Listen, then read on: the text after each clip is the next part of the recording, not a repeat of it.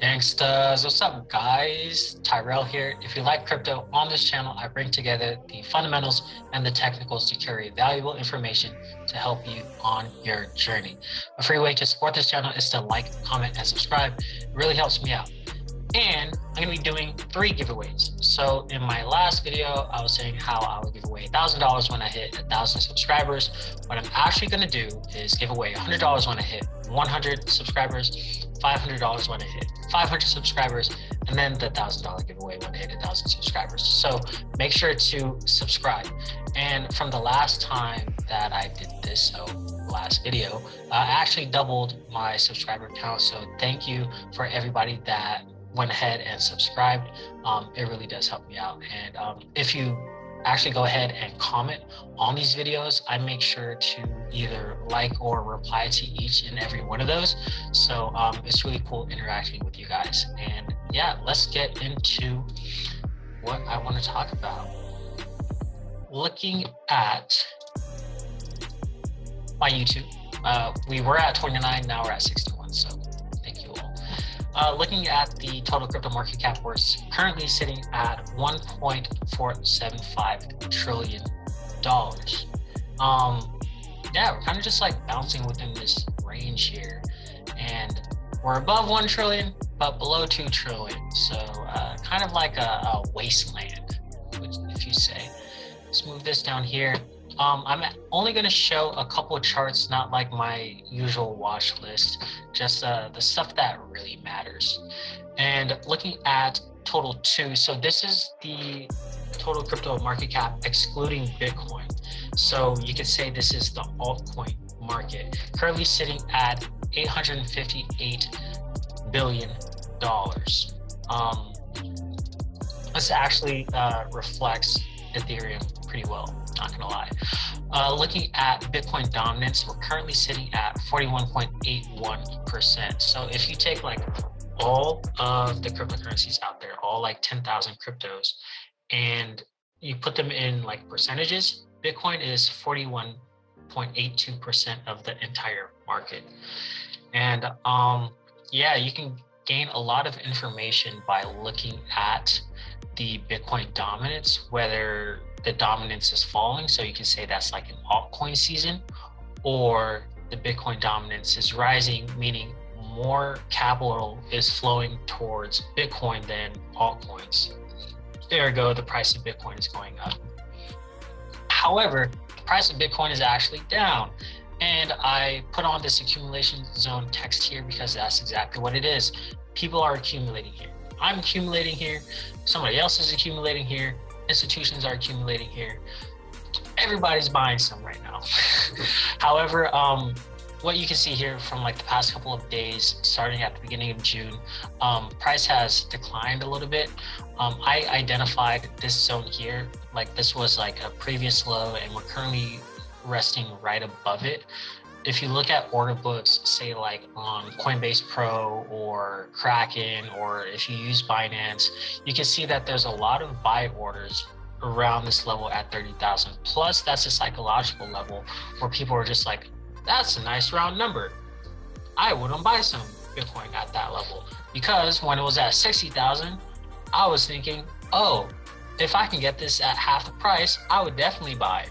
So that's what some people are doing. What I'm doing is sending some of my Bitcoin into a cold storage, because as Bitcoin states, not your keys, not your cheese. And I'm just gonna put it into cold storage to hold it on for a couple of years. You know what I mean? See what the market does later on down the road. One thing that I did want to do, looking at the month, so go ahead and delete this. This was actually kind of bad. So if you look at May, there was a huge sell-off, and this is almost like a continuation of that. So that's something to be aware of, mindful of, as we go forward in time. Drilling down like on the daily or 4 hour or 1 hour, of course you can see like the support levels from the previous drop, but on a macro level, on a monthly level, this thing could potentially fall much further. Some people are calling like 25,000, maybe even 20,000. For the people that are calling for that, they would like to scoop up some Bitcoin at these lower levels, honestly, because they see what it can potentially do. So just like zooming out in the long run, who knows exactly what Bitcoin is going to be doing in 2025, 2026, 2030, you know what I mean? If I had like my crystal ball and can predict the future and wherever price is going to be at a certain time, I wouldn't be doing these videos. You know what I mean? I'll just be freaking day trading, taking money from the market. That's my my 2 cents for everybody that comes up with like Bitcoin price predictions. Like, it's so stupid. Looking at Ethereum, we're currently sitting above the support or around the support of 2,500. I've been saying chess beat chant 5K ETH. Hopefully we get to 5K, right? This is on a monthly, and this is actually kind of like, I don't know, indecision, I would say. So you have like this long tail here from the top, and this long tail here where price just whipsawed, and then it kind of just like ended in this doji. And then this month right now is currently a little bearish. So technically that could be a bearish reversal pattern for Ethereum coming back down. But there's so many developments for Ethereum, it's hard to be bearish. Looking at a week on here, currently at this level near 2,500, drilling down to the day, here it is. So we'll see what not only Bitcoin and Ethereum, but the rest of the crypto market is going to be doing into the future. As I mentioned earlier, we're in this like accumulation phase where what I'm going to be doing, this isn't financial advice or investment advice or anything like that. I'm going to be accumulating. So if I can earn yield on my Bitcoin and Ethereum, I'm going to be doing that. If I can deploy my capital and assets onto these different platforms to have it work for me, and then in a month or 6 months time, I have even more value, then that's what I'm going to be doing. So that's just the name of the game here. Looking at some news here, Bitcoin suffers steepest drop in 10 days as US monetary policy causes short-term jitters. So I remember so many pundits were saying that Bitcoin is uncorrelated to all other markets, but I feel like over time it's becoming more and more correlated to all the things that are happening in not only the economy, but society, i.e. Twitter. So Bitcoin continues its descent amid whispers of US Federal Reserve tapering economic stimulus and China's ongoing pressure on crypto miners. They're just doing more FUD. Honestly, what I think for China is they see Bitcoin as a threat. Even the US, they see Bitcoin as a threat, and they're going to try and attack it because like China's a communist country and they want control. The US Federal Reserve, they have authority over essentially the world's monetary policy. So why would they want to relinquish control? Like, come on now. There's just a lot of stuff happening that is affecting the price of Bitcoin at the moment. But what I'm doing, accumulating. All right, going forward, we're actually going to be getting into this a little bit later. Meanwhile, Deutsche Bank, Germany's largest lender, has said the US could be in for one of its worst inflationary periods in history. So that's in a bit. On this article from Cointelegraph, Bitcoin price is fragile, but on-chain data points to fresh accumulation. I'm accumulating. On-chain data shows long-term holders are back in accumulation mode after the recent shakeout cleared network congestion and shook out over-leveraged traders. So some people got wrecked, they got stopped out, liquidated. That's unfortunate. And network congestion, that definitely brings down transaction fees for Bitcoin down a lot. There's actually some really cool developments for Bitcoin as well in terms of layer 2. So if you know, like Ethereum, I'm going to bring about an analogy right now. So like Ethereum is layer 1. And then all these ERC20 tokens, those are layer 2s. And then Polygon Matic that is a scalability solution to allow much more transactions to happen on the Ethereum blockchain. So Polygon Matic built upon the Ethereum stack, and it allows all these other transactions to happen, such as like DeFi, and then all of that stuff is validated on chain on the Ethereum network. The same thing for Bitcoin. So Bitcoin is a proof of work network blockchain consensus mechanism, and there's a lot of developments such as Strike or Sovereign that aims to build upon Bitcoin's stack. So Bitcoin doesn't allow a lot of transactions because it's not designed to do that. But what a lot of these other companies and organizations are doing is building upon that stack to allow all of these transactions to be verified on the Bitcoin blockchain. So there's going to be a lot more transactions and scalability for the entire Bitcoin ecosystem. And then that's going to be on the solid foundation of Bitcoin in and of itself. So some cool things. If you watch the Bitcoin 2021 in Miami, a lot of these people talked about that and some pretty cool stuff. Long-term holders accumulate, although the on-chain activity paints a grim picture for some, as short-term holders were the hardest hit by the downturn. Paper hands, a closer look shows that long-term holders, diamond hands, LTH, have started accumulating again, a sign that the worst of the shakeout may have passed. So if you wanted to sell your Bitcoin, people like me are going to be buying it up and putting it into long-term storage. All right, we're going to go back. El Salvador Commerce Secretary, Bitcoin won't replace the dollar. Maybe not in the short run, but in the long run, who knows? Miguel Catan, a member of President Nayib Bukele's cabinet, sought to reassure Salvadorans fearful of a full pivot to a Bitcoin standard.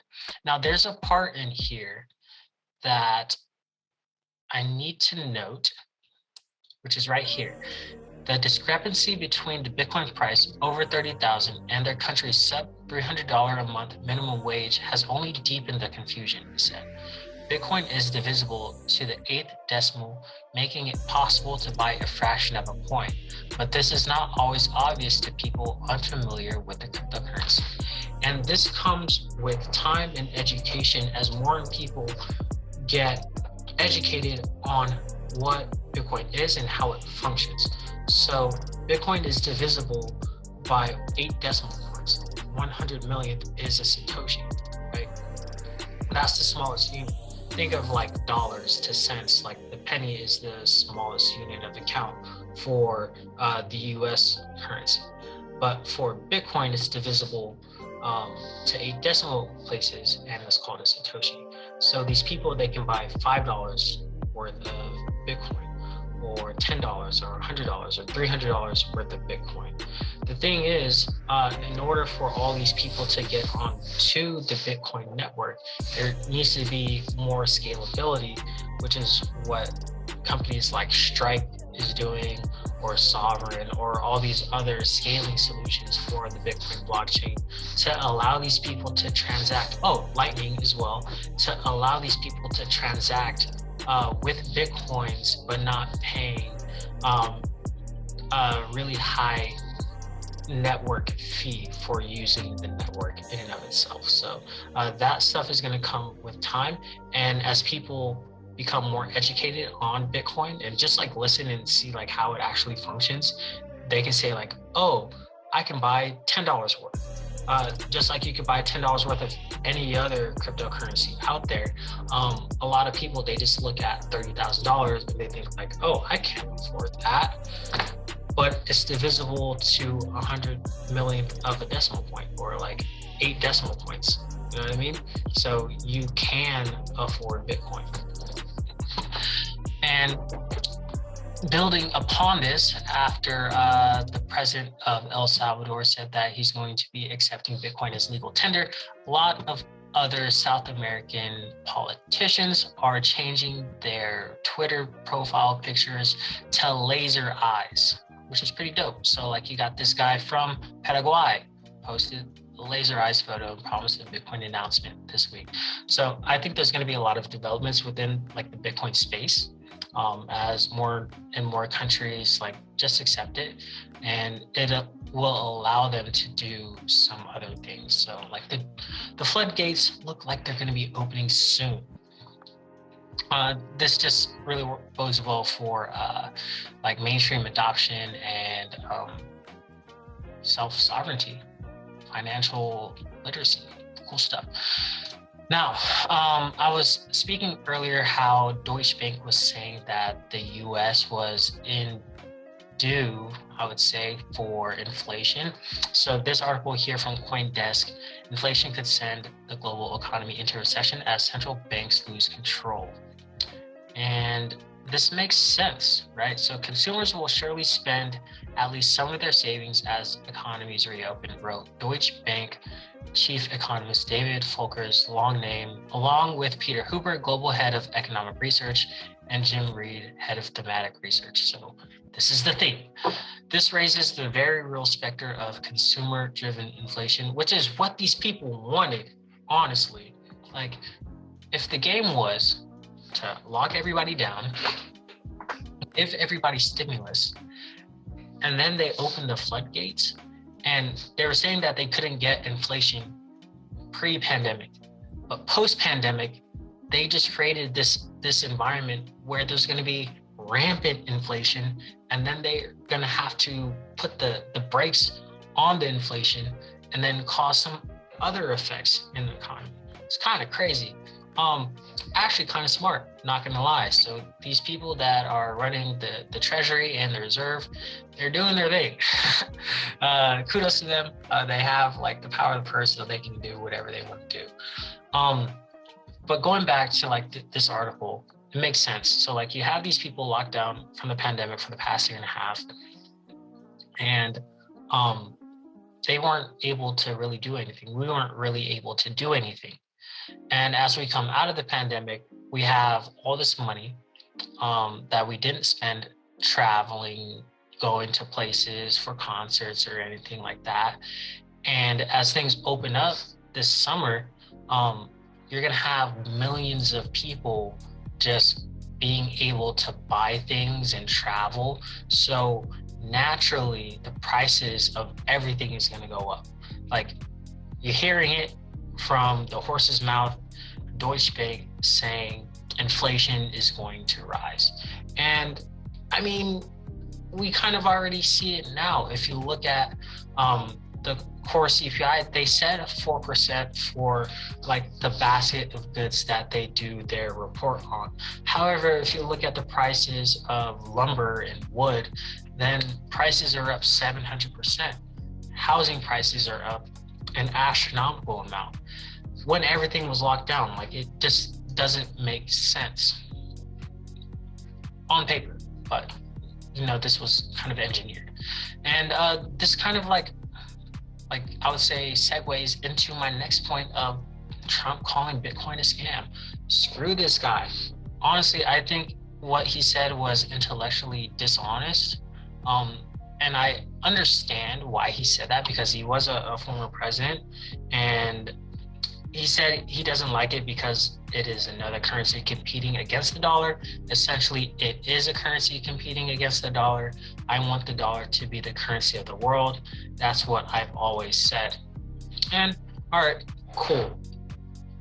But like, deconstructing this statement, you gotta see or understand what his motives are. So this guy built his wealth in real estate, all right? So he built his wealth in real estate, and you have the Federal Reserve printing money. And what that does is cause inflation. And that hurts people that don't hold assets, but it rewards people that hold assets, right? So housing prices go up with inflation.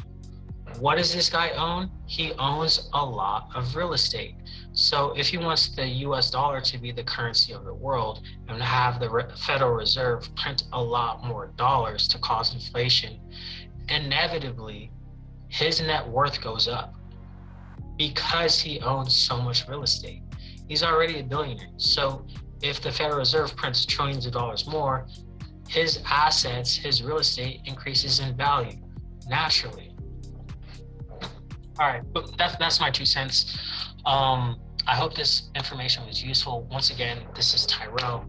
Please make sure to like, comment, and subscribe. I'm doing some giveaways, and I plan on replying to all of the comments in the comments. So I will catch you on the next one.